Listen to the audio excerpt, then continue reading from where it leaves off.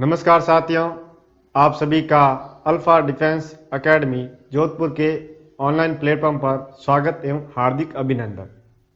हम सामान्य विज्ञान की क्लास में विद्युत एवं चुंबक टॉपिक के बारे में डिस्कस कर रहे थे, जिसमें हमने पिछली क्लास में चुंबक टॉपिक शुरू किया था और चुंबक की सामान्य जानकारी के बारे में पढ़ा था कि चुंबक एक ऐसा पदार्थ होता है जो आपके फेरस, कोबाल्ट और निकल की बनी वस्तुओं को अपनी ओर आकर्षित करता है। चुंबक की खोज ग्रीस देश के माइनर प्रांत के मैग्नीशिया नामक स्थान पर हुई। वास्तव में चुंबक लोहे का अयस्क मैग्नेटाइट Fe3O4 है और यदि हम किसी चुंबक को सततपूर्वक लटकाएं तो वह हमेशा उत्तर दक्षिण दिशा में ठहरता है। फिर हमने पढ़ा कि चुंबक दो प्रकार के होते हैं, प्राकृतिक एवं कृत्रिम। प्राकृतिक चुंबक कौन कौन से है? पृथ्वी और जो मैग्नेटाइट लोहे का अयस्क है Fe3O4, ये दोनों आपके प्राकृतिक चुंबक है। और कृत्रिम चुंबक ऐसे चुंबक जो मानव निर्मित है, वो हमने दो प्रकार पढ़े थे, आपके अस्थायी और स्थायी। स्थायी चुंबक किस किस से बनाए जा सकते हैं? बड़ा ही महत्वपूर्ण क्वेश्चन जो आपके प्रत्येक प्रतियोगी एग्जाम में पूछा जाता है कि स्थायी चुंबक किससे बने जाते हैं। दो चीजों से बना सकते हैं, एक तो इस्पात जिसे हम स्टील भी कहते हैं, जो कि फेरस व कार्बन की मिश्र धातु है, और दूसरा एक मिश्र धातु आती है एल्निको, जो आपके फेरस, एल्यूमिनियम, निकल और कोबाल्ट की मिश्र धातु है, उससे बने जा सकते हैं। फिर हमने ध्रुव प्रबलता के बारे में बातें की, लेकिन आज हम टॉपिक के बारे में डिस्कस करेंगे कि चुंबक के कुछ ऐसी उससे संबंधित टॉपिक, जैसे जो चुंबक और विद्युत में समानता रखते हैं। जो विद्युत का जब हमने टॉपिक पढ़ा और हमने जब अब आज चुंबक का टॉपिक पढ़ेंगे, तो चुंबक और विद्युत में कुछ ऐसे टॉपिक हैं जो दोनों में समानता दर्शाते हैं। जैसे हमने पढ़ा विद्युत क्षेत्र। इसी प्रकार चुंबक में पढ़ेंगे आपके चुंबकीय क्षेत्र।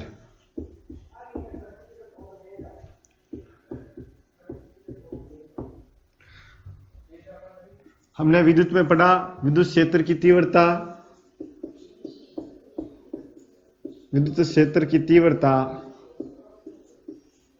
उसी प्रकार हम पढ़ेंगे चुंबकीय क्षेत्र की तीव्रता।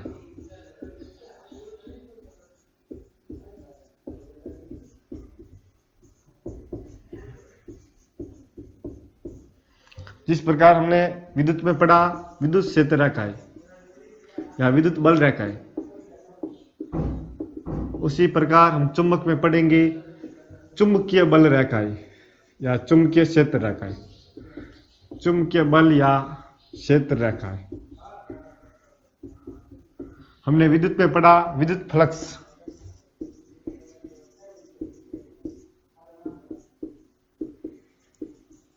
उसी प्रकार हम चुंबक के टॉपिक पढ़ेंगे चुंबकीय फ्लक्स। तो ये जो आपके विद्युत क्षेत्र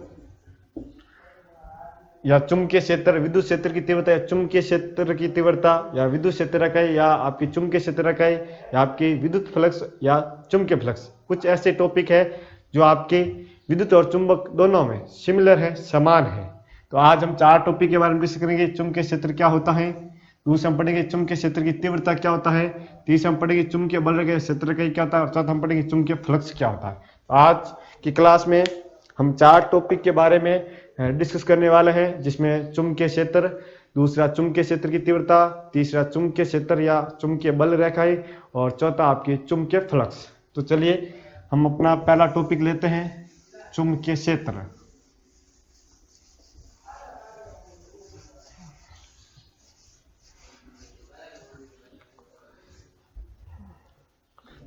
तो पहला टॉपिक अपना चुंबकीय क्षेत्र,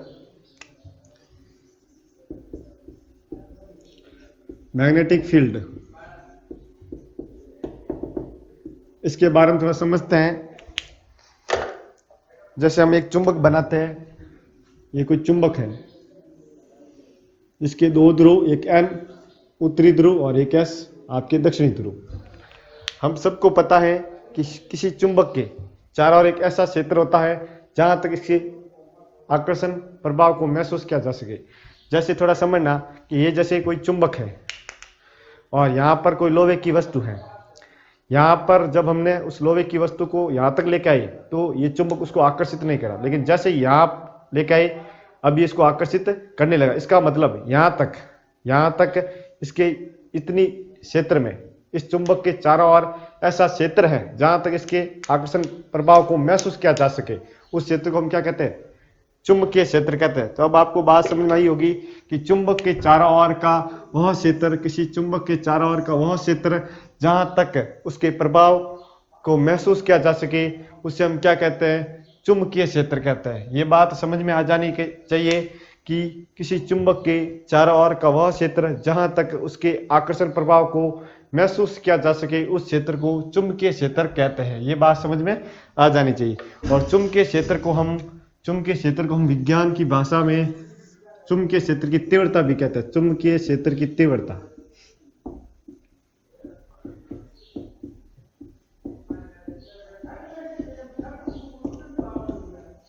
चुंबकीय क्षेत्र को हम विज्ञान में जिस शब्द से परिभाषित करते हैं उसे हम बोलते हैं चुंबकीय क्षेत्र की तीव्रता। और जो इसका फॉर्मूला होगा वो होगा आपके F बराबर Q into B into V। ये फॉर्मूला होगा। इसमें क्या है? आपके Q आवेश है, B है आपके चुंबकीय क्षेत्र जिसे हमें पता करना है, V क्या है? वेग है, और F क्या है? बल है। अगर हम इसको सही करते हैं, ये जो दो सदिशों का गुणनफल है, तो हम इसको लिखेंगे Q V साइन थीटा। और जब थीटा का वैल्यू 90 डिग्री हो जाएगा तो यहाँ पर F क्या आएगा? मैक्सिमम, अधिकतम आएगा। और Q B V हमें क्या करना है? इस चुंबकीय क्षेत्र के फॉर्मूला है उसका फॉर्मूला बनाना है। इस चुंबकीय क्षेत्र का फॉर्मूला बनाना है तो क्या करेंगे? इस फॉर्मूले को कैसे बनाएंगे कि F मैक्सिमम में किसका भाग दे देंगे? जो इसके साथ कौन? एक तो Q है और एक V है। अब हम इसका मात्रक पता कर सकते हैं। इसका फॉर्मूला बना F maximum upon Q into V। इसको इस प्रकार परिभाषित कर सकते हैं कि कोई Q आवेश है जो आपके चुंबकीय क्षेत्र B में V वेग से गति कर रहा है, तो उस पर लगने वाला बल है, उसका फॉर्मूला होगा F बराबर Q इंटू B सदिश इंटू V सदिश। और जब भी दो सदिशों का जो क्रॉस गुणनफल है वो अर्थात साथ में क्या था? साइन आता। तो यहाँ पर साइन आया। और फिर हमने कहा कि अगर यदि थीटा का वैल्यू यहाँ पर 90 डिग्री हो जाए, तो वहां पर F क्या हो जाएगा? अधिकतम हो जाएगा, F मैक्सिमम हो जाएगा। तो F मैक्सिमम का फॉर्मूला आया F मैक्सिमम बराबर Q B V। Q आवेश है, B चुंबकीय क्षेत्र है, और V क्या है? वेग है, जिससे वह आवेश गति कर रहा है। तो यहाँ पर हमें इसे V का फॉर्मूला पता करना है, विद्युत जो आपके चुंबकीय क्षेत्र है उसके बारे में पता करना है। हमने क्या किया? इसको अकेला कर दिया। इसके साथ में दो राशि आ रही, एक तो आपके आवेश और दूसरा वेग। ये इसके गुणा में थी तो इसके क्या चली गई? बट्टा में चली गई। तो इसका फॉर्मूला बना F मैक्सिमम बट्टा Q इंटू V। चलिए इसका मात्रक हम निकाल सकते हैं। हम सबको पता बल का मात्रक न्यूटन, इसका मात्रक आपके कूलाम, और वेग का मीटर पर सेकेंड। ये किसी को समझ में आ गया कि बल का मात्रक न्यूटन, आवेश का मात्रक कूलाम, वेग का मात्रक मीटर पर सेकंड। और कूलाम अपॉन सेकंड क्या होता है? एम्पियर होता है कि नहीं होता? तो ये न्यूटन बटा एम्पियर इंटू मीटर। ये आपके चुंबकीय क्षेत्र की तीव्रता का मात्रक हो गया, और इसे हम क्या कहते हैं? टेस्ला कहते हैं। तो चुंबकीय क्षेत्र की तीव्रता मापने का ऐसे ही मात्रक newton upon ampere into metre या टेस्ला होता है। ये इसका कौन सा है? ऐसे ही मात्रक है, इसका ऐसे ही मात्रक है। और इसका सीजीएस पत्ती में जो मात्रक होगा, वो मात्रक क्या होगा? आपके सीजीएस पत्ती में मात्रक गॉस। और एक टेस्ला बराबर आपके 10 की पावर 4 गॉस होता है। इस बात को भी ध्यान रखना कि एक टेस्ला और एक गॉस में क्या संबंध होता है? एक टेस्ला बराबर 10 की पावर 4 गॉस होता है। यहां तक बात किसके समझ आ गई कि किसी चुंबक के चारों ओर का वह क्षेत्र जहां तक उसके प्रभाव को महसूस किया जा सके, उसे हम क्या कहेंगे? चुंबकीय क्षेत्र कहेंगे। और चुंबकीय क्षेत्र को हम विज्ञान में जिस पद से प्रदर्शित करता है वो होता है चुंबकीय क्षेत्र की तीव्रता, जिसे हम B से प्रदर्शित करते हैं। और इसका अगर हमें मात्रक निकालना है तो हमने इसके फॉर्मूले को जनरेट किया। हमने बोला कि कोई चुंबकीय क्षेत्र है, कोई चुंबकीय क्षेत्र है बी सदिश, ठीक है, बी सदिश, जिसमें कोई आवेश q है, वो v वेग से क्या कर रहा है, गति कर रहा है, v वेग से क्या कर रहा है, गति कर रहा है। तब इस पर एक बल कार्य करेगा, उस बल का जो मान है वो क्या होगा, f होगा। तो इसका जो फॉर्मूला है F बराबर Q इंटू आपके बी सदिश इंटू वी सदिश, ठीक है। यहाँ पे बल आपके F क्या बल है, Q आवेश है, B चुंबकीय क्षेत्र है और V क्या वेग है। फिर हमने कहा यदि ये जो क्रॉस दो सदिशों का जो क्रॉस गुणनफल है वो अर्थात क्या था, साइन थीटा, थीटा का वैल्यू 90 डिग्री लिया, तब F मैक्सिमम आया। और हमने क्या किया, हमें B निकालना, Q और V को नीचे भेजा, तो इसका ये फॉर्मूला आ गया, B बराबर F maximum Q into we.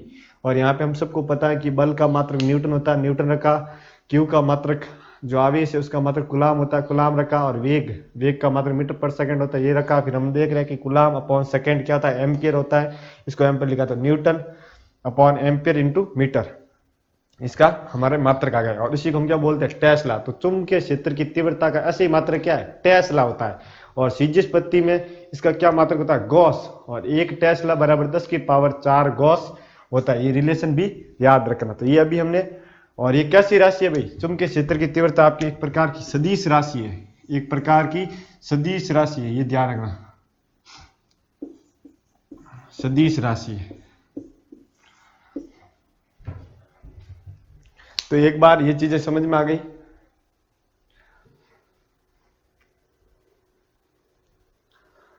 अभी हमने दो चीजें पढ़ ली, चुंबकीय क्षेत्र की तीव्रता।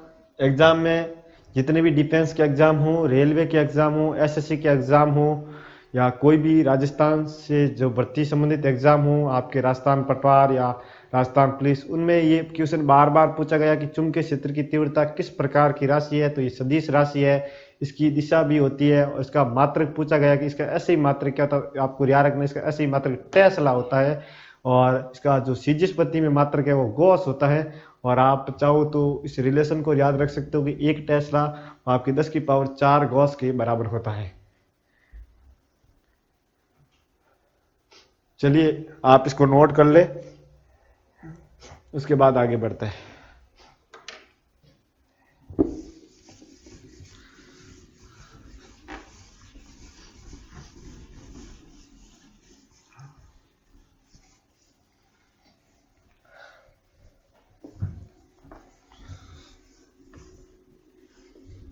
अब हम पढ़ेंगे चुंबकीय क्षेत्र की तीव्रता। चुंबकीय क्षेत्र रखा है वो तो पढ़ लिया, चुंबकीय क्षेत्र रखा है, चुंबकीय क्षेत्र या बल रखा है, एक ही चीज है।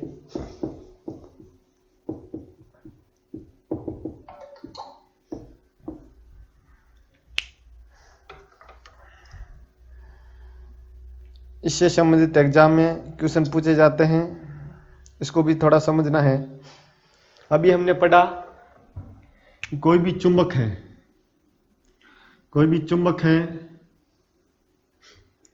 जैसे एक चुंबक है, इसका N उत्तरी ध्रुव है, S आपके दक्षिणी ध्रुव है। और हमने बोला कि इस चुंबक के चारों ओर एक ऐसा क्षेत्र होता है जहां तक इसके प्रभाव को महसूस किया जा सकता है, उस क्षेत्र को हम चुंबकीय क्षेत्र कहते हैं। और चुंबकीय क्षेत्र को हम विज्ञान की भाषा में चुंबकीय क्षेत्र की तीव्रता कहते हैं, जिसे हम B से प्रदर्शित करते हैं। ये एक प्रकार की सदिश राशि है, और आपको थोड़ा ध्यान रखना है कि इसका ऐसे ही मात्रक टेस्ला होता है और सीजिस पत्ती में मात्रक गॉस होता है। अब थोड़ा समझना, इसके चारों ओर जो चुंबकीय क्षेत्र उत्पन्न हो रखा है उसको प्रदर्शित करने के लिए कुछ काल्पनिक रेखाओं का समूह खींचा जाता है, जिन्हें हम चुंबकीय क्षेत्र या चुंबकीय बल रेखाएं कहते हैं। कि किसी चुंबक के चारों ओर के चुंबकीय क्षेत्र को प्रदर्शित करने के लिए कुछ काल्पनिक रेखाओं का समूह खींचा जाता है, और इस समूह को हम क्या कहते हैं, इस समूह को हम क्या कहते हैं, चुंबकीय क्षेत्र या चुंबकीय बल रेखाएं कहते हैं।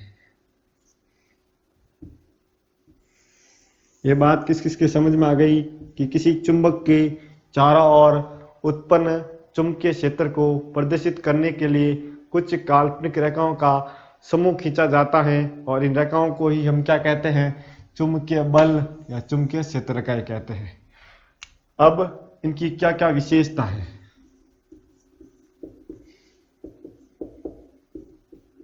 एग्जाम इनकी विशेषताओं से संबंधित क्वेश्चन आता है कि चुंबकीय क्षेत्रीय बल रेखाओं की क्या क्या विशेषता है। थोड़ा ध्यान रखना कि चुंबकीय क्षेत्रीय बल रेखाएं हमेशा चुंबक के उत्तरी ध्रुव से तो निकलती है, उत्तरी ध्रुव से तो निकलती है, उत्तरी ध्रुव से तो हमेशा निकलती है, और दक्षिण ध्रुव में क्या करती है, प्रवेश। ये उत्तरी ध्रुव से निकलती है और हमेशा दक्षिणी ध्रुव में क्या करती है, प्रवेश करती है। तो पहली विशेषता समझ में आई क्या, कि चुंबकीय क्षेत्र रेखाएं हमेशा आपके चुंबक के उत्तरी ध्रुव N से निकलती हैं तथा आपके दक्षिण ध्रुव S में प्रवेश करती है चुंबक के बाहर, जबकि चुंबक के अंदर ये दक्षिण ध्रुव से आपके उत्तरी ध्रुव की ओर चलती है। इस बात को थोड़ा अच्छी तरह समझ लेना कि चुंबक के बाहर चुंबकीय क्षेत्र रेखाएं चुंबक के उत्तरी ध्रुव आपके N से निकलती है तथा दक्षिणी ध्रुव S में प्रवेश करती है, जबकि चुंबक के अंदर आपके जो ये चुंबकीय क्षेत्र रेखा है वो आपके कौन सा, दक्षिणी ध्रुव S से उत्तरी ध्रुव N की ओर चलती है, ऐसे ऐसे निकल के ऐसे। इस प्रकार हम कहेंगे कि एक बंद लूप का निर्माण करती है, बंद लूप का निर्माण करती है, बंद लूप का निर्माण करती है चुंबकीय क्षेत्र रेखा है। ये बात किस किसके समझ में आ गई। पहली विशेषता कि चुंबक के जो बाहर है, चुंबक के बाहर की बात करें, चुंबकीय क्षेत्र रेखा है वो आपके N से निकलेगी, N से निकलेगी और S में क्या करेगी, प्रवेश करेगी। N से निकलेगी और S में प्रवेश करेगी, जबकि चुंबक के अंदर चुंबकीय क्षेत्र रेखा आपके S से N की ओर दक्षिण ध्रुव से आपके उत्तरी ध्रुव की ओर चलती है। ये बात आपको समझ में आ जानी चाहिए। ऐसे यहां से निकल लेगी, यहां से निकलेगी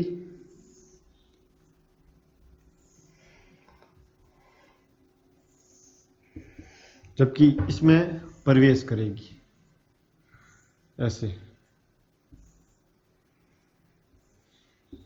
ये बात आपको समझ में आ जानी चाहिए। पहली बहुत ही महत्वपूर्ण परिभाषा है, इसकी जो विशेषता है कि जो चुंबकीय क्षेत्र रेखा है चुंबक के बाहर आपके N से S की ओर चलती हैं, जबकि चुंबक के अंदर S से N की ओर, इस प्रकार। ठीक है, ये बात समझ आ गई।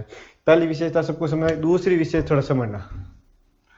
दूसरी विशेषता क्या है कि चुंबकीय क्षेत्र रेखाओं के किसी बिंदु पर, चाहे ये बिंदु ले लो, चाहे ये बिंदु ले लो, चाहे ये बिंदु ले लो, चुंबकीय क्षेत्र रेखाओं के किसी बिंदु पर खींची गई स्पर्श रेखा उस बिंदु पर चुंबकीय क्षेत्र की दिशा को बताती है।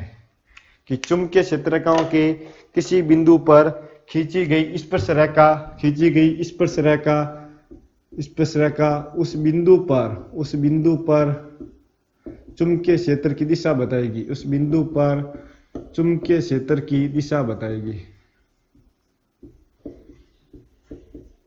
की दिशा को बताती है।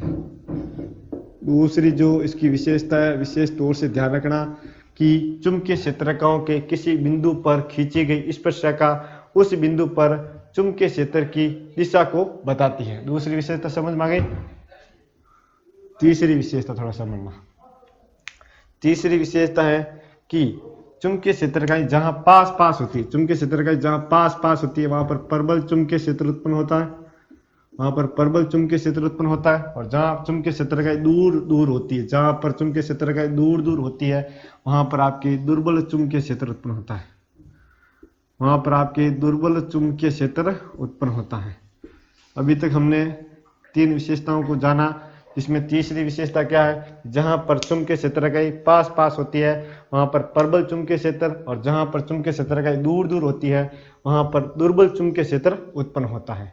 अब थोड़ा समझना कि चुंबकीय क्षेत्र रेखाएं कभी भी एक दूसरे को काटती नहीं है, चुंबकीय क्षेत्र रेखाएं कभी भी एक दूसरे को काटती नहीं है, क्योंकि यदि वह एक दूसरे को काटे तो कटान बिंदु पर दो स्पर्श रेखा खींची जा सकती है, जिससे उस बिंदु पर चुंबकीय क्षेत्र की दो दिशाएं प्राप्त होती हैं, जो कि असंभव है। इस बात को भी ध्यान रखना है। चौथी विशेषता क्या विशेषता है कि चुंबकीय क्षेत्र रेखाएं कभी भी एक दूसरे को काटती नहीं है। क्यों नहीं काटती है कि यदि ये एक दूसरे को काटे तो उस बिंदु पर उस कटान बिंदु पर चुंबकीय क्षेत्र की दो दिशाएं मतलब पता चलेगी, उससे दो दिशाएं निकलती ये रही, और उससे क्या होगा, ये जो कि असंभव है। तो ये हमने चार इसकी जो विशेषता है पता की। चुंबकीय क्षेत्र रेखाओं की पहले हमने परिभाषा पढ़ी। क्या परिभाषा पढ़ी? कि किसी चुंबक के चारों ओर के चुंबकीय क्षेत्र को प्रदर्शित करने के लिए कुछ काल्पनिक रेखाओं का समूह खींचा जाता है, जिन्हें हम चुंबकीय क्षेत्र रेखाएं कहते हैं,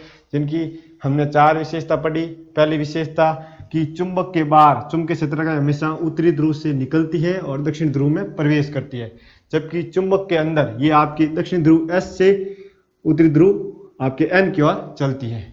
फिर हमने पढ़ा ये दूसरी विशेषता कि चुंबकीय क्षेत्र रेखाओं के किसी बिंदु पर खींची गई स्पर्शरेखा उस बिंदु पर चुंबकीय क्षेत्र की दिशा को बताती है। फिर हमने तीसरा पढ़ा कि चुंबकीय क्षेत्र रेखाएं जहाँ पास पास होती है वहां पर प्रबल चुंबकीय क्षेत्र उत्पन्न होता है, जहां पर चुंबकीय क्षेत्र रेखाएं दूर दूर होती है वहां पर दुर्बल चुंबकीय क्षेत्र उत्पन्न होता है। और चौथी विशेषता पढ़ी कि चुंबकीय क्षेत्र रेखाएं कभी भी एक दूसरे को काटती नहीं है, यदि ये एक दूसरे को काटे तो उस बिंदु पर चुंबकीय क्षेत्र की 2 दिशाएं प्राप्त होती हैं, जो कि असंभव है।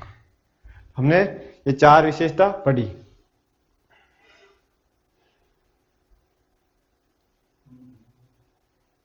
और एक विशेषता और बन सकती है। क्या विशेषता बन सकती है? कि चुंबकीय क्षेत्र रेखाएं लंबाई के अनुदिश सिकुड़ती है। ये जैसे थोड़ा समझना, ये लंबाई है ऐसे, तो ये देखिए लंबाई के अनुदिश ये सिकुड़ती है, पास आ रही नहीं आ रही, तो ये चुंबकीय क्षेत्र रेखाएं लंबाई के अनुदिश सिकुड़ती है और लंबाई के लंबवत फैलती है। लंबाई के लंबवत ये वापस फैल रही है। इस बात को थोड़ा ध्यान रखना कि चुंबकीय क्षेत्र रेखाएं आपके लंबाई के अनुदिश सिकुड़ती है और लंबाई के लंबवत फैलती है, ये बात समझना। तो ये हमने चुंबकीय क्षेत्र रेखा, चुंबकीय बल रेखाओं के बारे में पढ़ा। एक बार इसको आप नोट करें। इसकी जो विशेषता मैंने बोली है वो आराम से वीडियो को रोककर अपनी नोटबुक में नोट कर ले, बहुत ही महत्वपूर्ण विशेषता है। तो थोड़ा इसको कर लो, फिर हम चुंबकीय फ्लक्स पढ़ते हैं आगे।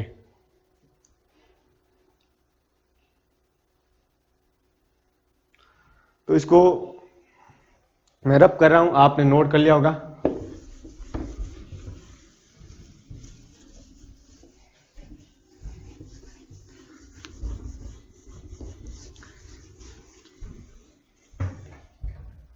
अब थोड़ा पढ़ेंगे चुंबकीय फ्लक्स।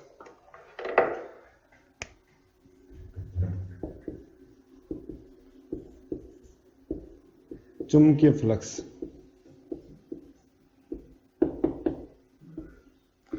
इसको हम फाई से प्रदर्शित करते हैं। फाई, इस साइन को फाई पढ़ते हैं। अब थोड़ा समझना, हम प्रारंभ से क्या चीजें पढ़ रहे हैं कि कोई भी चुंबक है, चुंबक के चारों ओर का ऐसा क्षेत्र जहां तक उसके प्रभाव को महसूस किया जा सके उसे हम चुंबकीय क्षेत्र कहते हैं। और चुंबकीय क्षेत्र को प्रदर्शित करने के लिए हमने कुछ काल्पनिक रेखाएं खींची, जिन्हें हम चुंबकीय क्षेत्र या चुंबकीय बल रेखाएं कहते हैं। और चुंबकीय क्षेत्र रेखाएं आपके हमेशा चुंबक के उत्तरी ध्रुव N से निकलती हैं और दक्षिण ध्रुव S में प्रवेश करती हैं।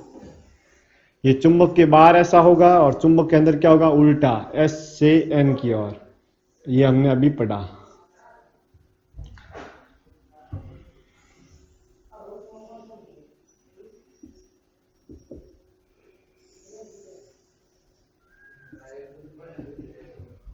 अब थोड़ा समझना, हम क्या कर रहे हैं, इस चुंबक के चारों ओर जो चुंबकीय क्षेत्र उत्पन्न हुआ, जिसे हम चुंबकीय क्षेत्र या चुंबकीय बल रेखाओं से प्रदर्शित करें, उसके अंदर कोई पृष्ठ रख रहे हैं। ये हमने पृष्ठ रखा। इस पृष्ठ में से जितनी चुंबकीय क्षेत्र रेखाएं गुजर रही है उनकी संख्या को हम क्या कहेंगे, चुंबकीय फ्लक्स कहते हैं। बात समझ लेना कि किसी चुंबकीय क्षेत्र में रखे पृष्ठ में से गुजरने वाली चुंबकीय क्षेत्र रेखाओं की संख्या को चुंबकीय फ्लक्स कहते हैं। इसमें से जैसे 1, 2, 3, 4 चुंबकीय क्षेत्र रेखाएं गुजर रही है, इनकी संख्या को हम क्या कहेंगे, उस पृष्ठ से संबंध चुंबकीय फ्लक्स कहते हैं। थोड़ा इसको यहां पर देख लेते हैं। क्या मैं इसकी परिभाषा लिख रहा हूं कि किसी चुंबकीय क्षेत्र में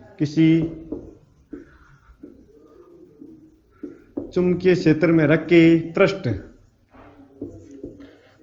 पृष्ठ में से गुजरने वाली चुंबकीय क्षेत्र रेखाओं की संख्या को चुंबकीय क्षेत्र रेखाओं की संख्या को चुंबकीय फ्लक्स कहते हैं।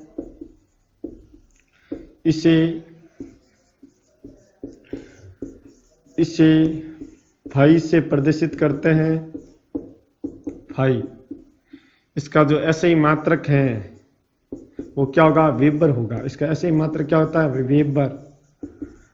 एग्जाम पूछा जाएगा कि चुंबकीय फ्लक्स का SI मात्रक क्या होता है?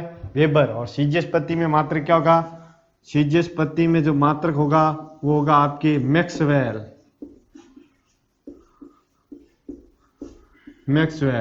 और वेबर और मैक्सवेल में क्या संबंध होता है? 1 वेबर है आपके 10 की पावर 8 मैक्सवेल के बराबर होता है। इस संबंध को भी थोड़ा आपको ध्यान रखना है।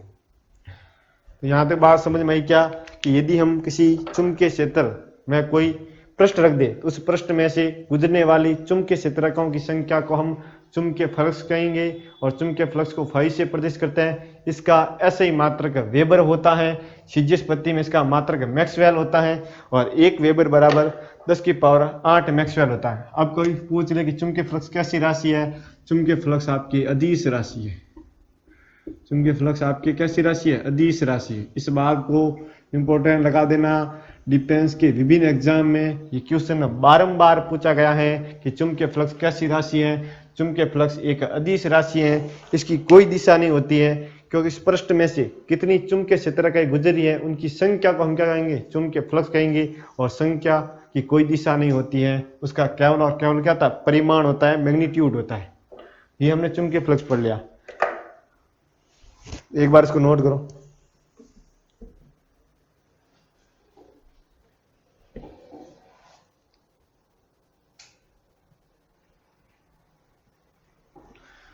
तो आज की क्लास में हमने चुंबक से संबंधित बहुत ही महत्वपूर्ण कुछ टॉपिक सीखे। चुंबकीय क्षेत्र क्या होता है, चुंबकीय क्षेत्र की तीव्रता क्या होता है, चुंबकीय क्षेत्र चुंबकीय बल रेखाएं क्या होती है, उनकी क्या क्या विशेषताएं हो सकती है, और अंतिम में हमने पढ़ा चुंबकीय फ्लक्स। ये जो 4 टॉपिक है एग्जाम की दृष्टि से, चाहे आपके डिफेंस के एग्जाम हो, रेलवे हो, SSC हो, या राजस्थान से संबंधित जितनी भी भर्ती प्रतियोगी परीक्षाएं हो, चाहे आपके राज पटवार हो, राजस्थान पुलिस हो, राजस्थान ग्राम सेवक हो, उनमें इन टॉपिक्स में से क्वेश्चन पूछे गए हैं। और मेन 2 चीजें समझनी है। चुंबकीय क्षेत्र की तीव्रता सदिश राशि है और चुंबकीय क्षेत्र की जो चुंबकीय फ्लक्स है वो आपकी एक प्रकार की अदिश राशि है। मेन 2 चीजें समझने वाली है कि चुंबकीय फ्लक्स एग्जाम पूछे कैसी राशि है, तो अदिश राशि, इसकी कोई दिशा नहीं होती है। जबकि चुंबकीय क्षेत्र की जो तीव्रता है उसकी दिशा होती है, इसका नाम कैसी है? सदिश राशि है। और साथ में चुंबकीय क्षेत्ररेखाओं की जो हमने विशेषता पढ़ी वहां से क्वेश्चन आ सकता है। ऐसा पूछ सकता है कि चुंबक के बाहर चुंबकीय क्षेत्ररेखा किस ओर से किस ओर चलेगी, तो N से तो निकलेगी और S में प्रवेश करेगी। लेकिन चुंबक के अंदर उल्टा है, ये S से N की ओर चलती है। इस बात को थोड़ा समझना। और जो स्पर्शरेखा वाली बात बताई मैंने कि चुंबकीय क्षेत्ररेखा किसी बिंदु पर स्पर्शरेखा खींची जाए तो वह उस बिंदु पर चुंबकीय क्षेत्र की तीव्रता की दिशा को बताएगी। इस बात को थोड़ा भी अच्छी तरह नोट करना और साथ में याद रखना, चुंबकीय क्षेत्ररेखा कभी भी एक दूसरे को नहीं काटेगी। अगर काटेगी तो उस कटान बिंदु पर 2 दिशाएं प्राप्त होगी चुंबकीय क्षेत्र की, जो कि क्या असंभव है। आज की क्लास में हमने इतना पढ़ा। अगर आपको सामान्य विज्ञान जनरल साइंस की जो हम चुंबक और विद्युत टॉपिक डिस्कस करें इसकी क्लासें पसंद आ रही है तो हमारे अल्फा डिफेंस एकेडमी जोधपुर के यूट्यूब चैनल को सब्सक्राइब करें। वीडियो को जितने भी सोशल मीडिया प्लेटफॉर्म हैं, चाहे आपके व्हाट्सएप, इंस्टाग्राम, फेसबुक, उन पे ज़्यादा से ज़्यादा शेयर करें ताकि इस चैनल का लाभ प्रत्येक विद्यार्थी तक पहुंच सके। और इसके साथ ही आप वीडियो को लाइक एंड कमेंट करें ताकि हम एक नई ऊर्जा के साथ इस चैनल पर काम कर सकें। आज के लिए धन्यवाद। जय हिंद, जय भारत।